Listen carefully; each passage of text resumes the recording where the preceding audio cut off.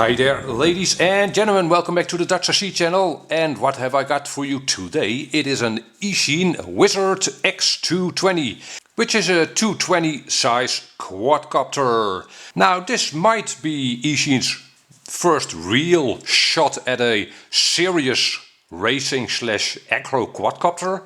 It has beefy arms, a proper setup in terms of motors and electronics, and yeah, in this video I'll show you what it looks like and if it actually feels like a proper shot at a quality racing quadcopter. Now, this Wizard X220 is available in 4 versions actually. 2 with NACE 32 flight controllers and 2 with an F3 flight controller. Now, I'm actually not completely sure if the NACE 32 versions are still available, but I'd just forget about those. You want the F3 versions. And F3 versions are available with radio and receiver and Lipo and without. So a kit or ready to fly and a buy fly version. Okay, and I'll have links to both these versions in the description down below for you, so you can check out the availability and the pricing. You should really check out the links, especially the version without transmitter is super cheap in my opinion. But again, check it out and see for yourself. Now in this video I'll show you what's in this box, of course, what it looks like, and show you the specifications, and we'll also do a first test flight with this quadcopter. So let's see what's in this box. So there it is, the Wizard 220. And as you can see, it has a X style of frame setup or arm setup, but they didn't go with the tower setup in the center. It has basically a conventional style of midsection. Now what you also notice is that the midsection is all boxed up with carbon fiber plates at the side. Yeah, that adds quite a bit of rigidity to the frame, especially on crashes, opposed to if you'd only have standoffs for the top and bottom plates. And let's see, what more do we notice? Yeah, the arms are pretty substantial, and actually let me get a caliper.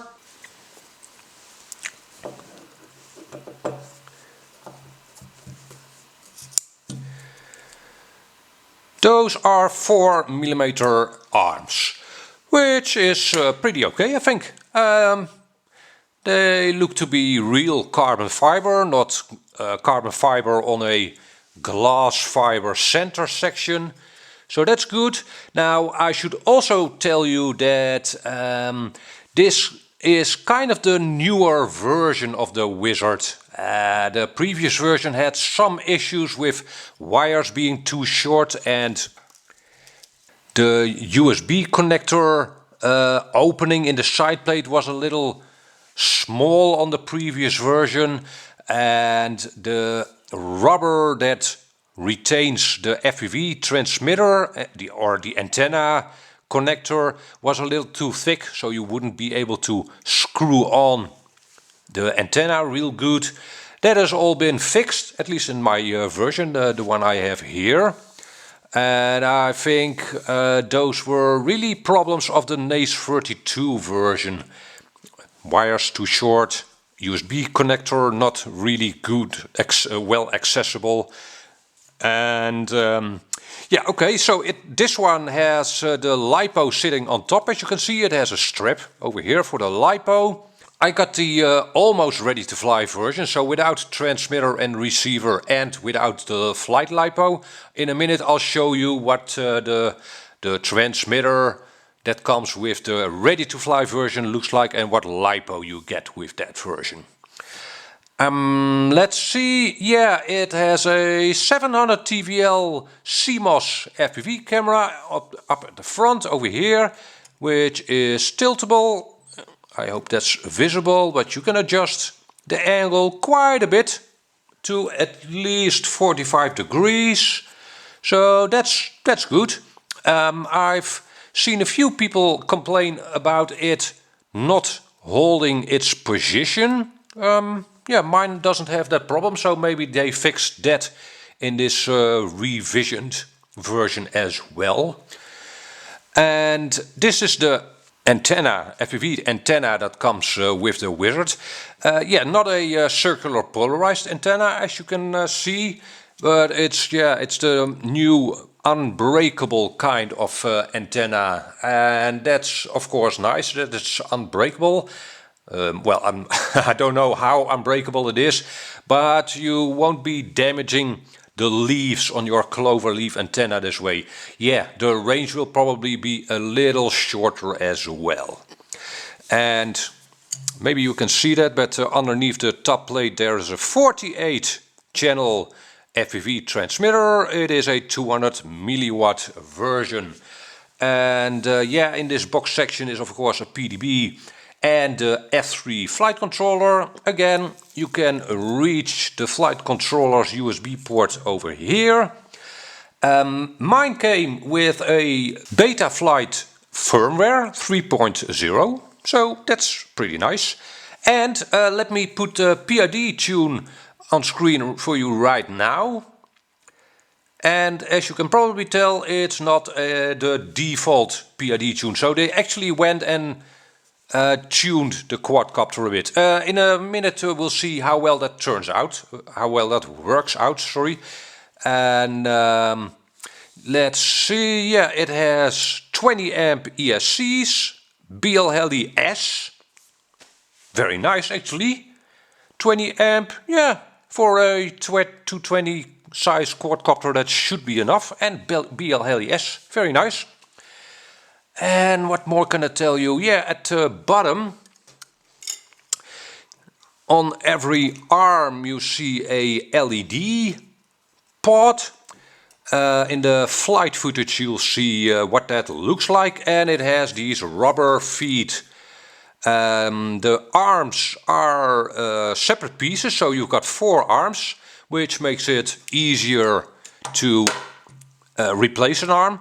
And I should add that all frame parts and motors and ESCs are already available as spare parts as well, which is not unimportant, of course. Yeah, XT60 connector, basic stuff. These are my receiver antenna. Of course, the almost ready to fly version does not come with those. It doesn't come with a receiver at all.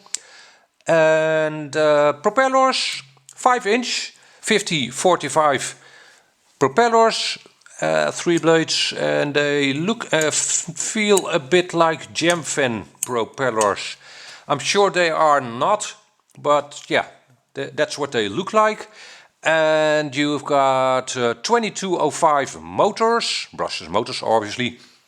And the entire setup, so the motors and ESCs look a little like the Racer Star motors and ESCs, which is not a bad thing, I think. I have not tried those myself yet, but they get pretty good reviews, so yeah, that's not a bad thing, I'd say. Okay, and yeah, let me show you what comes with this quadcopter. Okay, this is everything you get with the almost ready to fly version. You get 2 tools to tighten up your propeller, nuts, carbon fiber wrenches, very nice. You get quite a bunch of little zip ties. I'm not sure completely why, but well, they're there. And you get a full set of spare screws. That's very nice, of course. Not really needed, but it's a nice touch. And you get 2 sets of spare propellers. Very nice. So that's everything that comes with the almost ready to fly version. And there are 2 additional things you get with the ready to fly version. There you get a transmitter, of course. Otherwise it wouldn't be a ready to fly version. And obviously a receiver, but that will already be in the quadcopter when you receive it. Now this is the FlySky FSI6, a very well-known transmitter, I'd say. I've had pretty good luck with them. Some people had trouble with the sticks not centering up completely. I haven't had that experience. Mine worked well so far. And yeah, it's a 6-channel radio, which is more than sufficient for flying quadcopters. And you get a flight Lipo if you order the ready-to-fly version, which is a 1500 milliampere 3S. 3S, yeah. I'll be flying the quadcopter on 3S in a minute. So then I'll give you an impression of what the quadcopter flies like on 3S, if that's enough for this quadcopter. It is a 25C Lipo, by the way, which is a little on the low side, right? So yeah, really, mainly because of that, I'd go for the almost ready to fly version and get your own radio. You probably already have one, and a really good Lipo. So that's what the package is like. Let's go out to the field and fly this quadcopter. Alright, we've got a nice sunny day. Let's get this quadcopter in the air. Oh, I've got a tattoo Gensace Lipo on it, 3S. In a minute I'll also fly it on the RTF Lipo, so the Lipo that comes with the RTF version. And I have not done any tuning at all. It is quite windy. You tell me, does this look stable or not?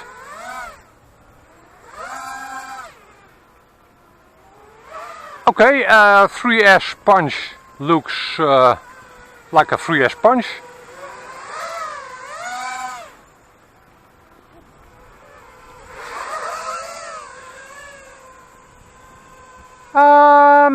Yeah, 3S works out pretty well.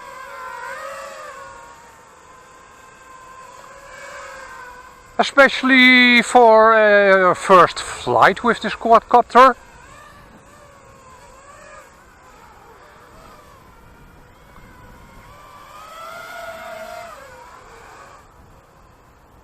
And I really like the basic stock tune and the rates.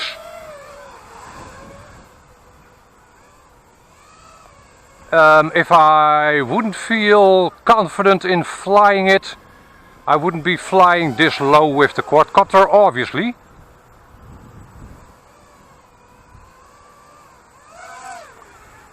Yeah, works out very well on 3S. Obviously on 4S it'll be more peppy. And let's try a few flips to see how it recovers.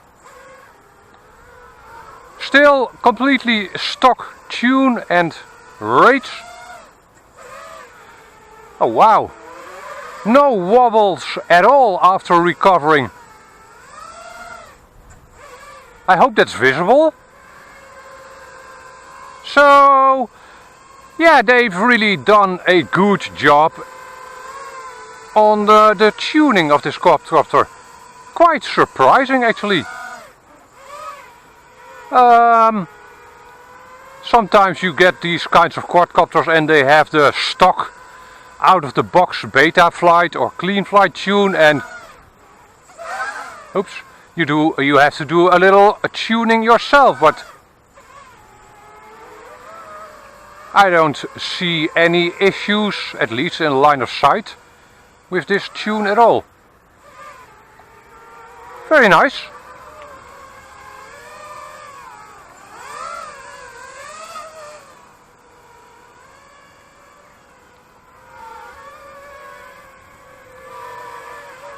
I am freezing my hands off, by the way,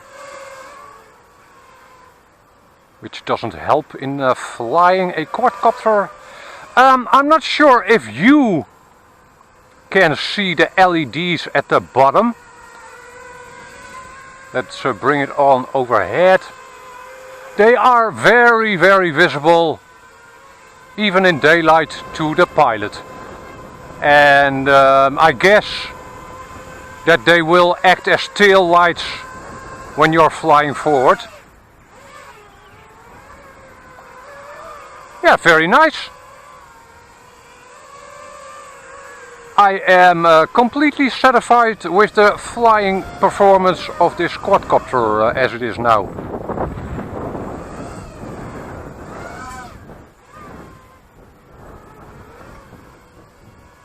Quite nice. Yeah, in a minute, like I said, I'll be flying it with the Lipo that comes with the RTF version.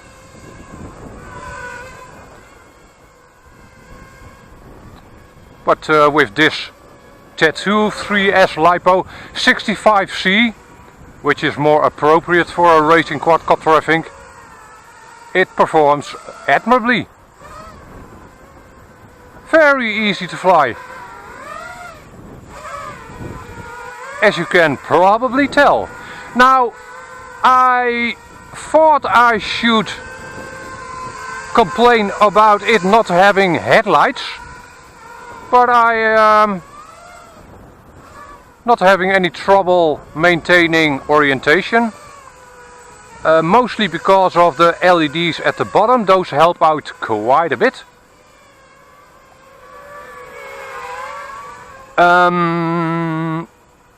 One con I might be able to think of with this quadcopter is that it doesn't come with a action cam mount. So yeah, you'll have to make something out of foam or 3D print that yourself. Very nice, man. I am positively surprised by how well this quad flies.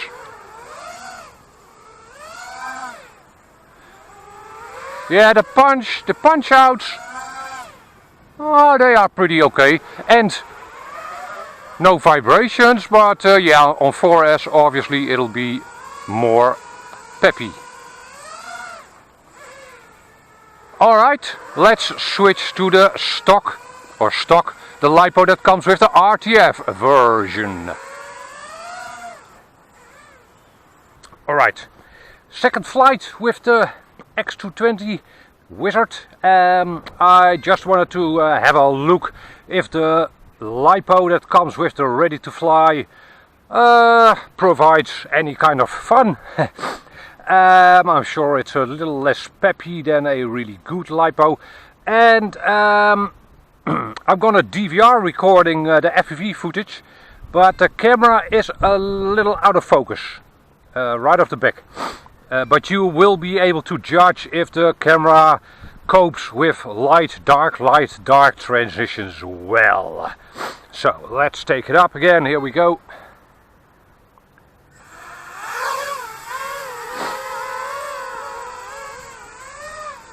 Okay, yep, it does fly on the 1500 3S 25C Lipo, as you can see, no problem really.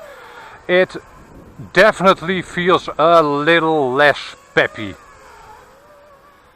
Okay, there are some people coming up.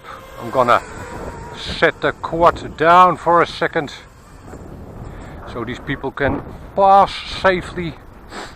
Hello. Alright, here we go again.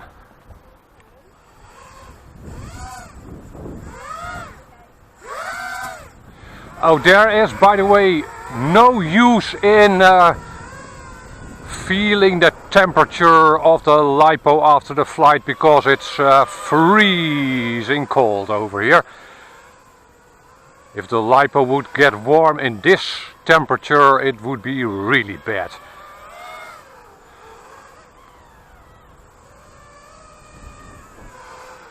Yeah, as you can see, the quad sure does fly.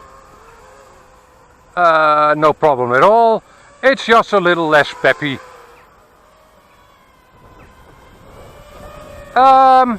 Yeah, you know what? Maybe if you do get the Air RTF, this might be a nice Lipo to start the session off with, to get the stick feel going again.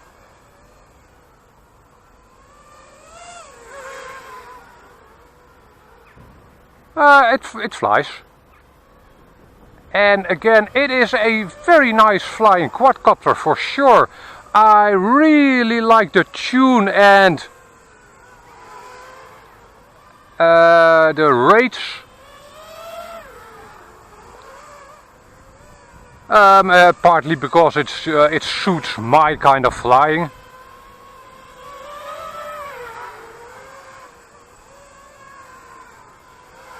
Okay. Well, obviously you can focus the FV camera. I hope this gave you a little bit of an impression of how it copes with light and dark. Yeah, again, a very nice flying quadcopter this. Alright, if you have questions or suggestions, please let me know in the comment section below. Hope this video helped you out or was entertaining. And hope to see you back in another video. Bye bye.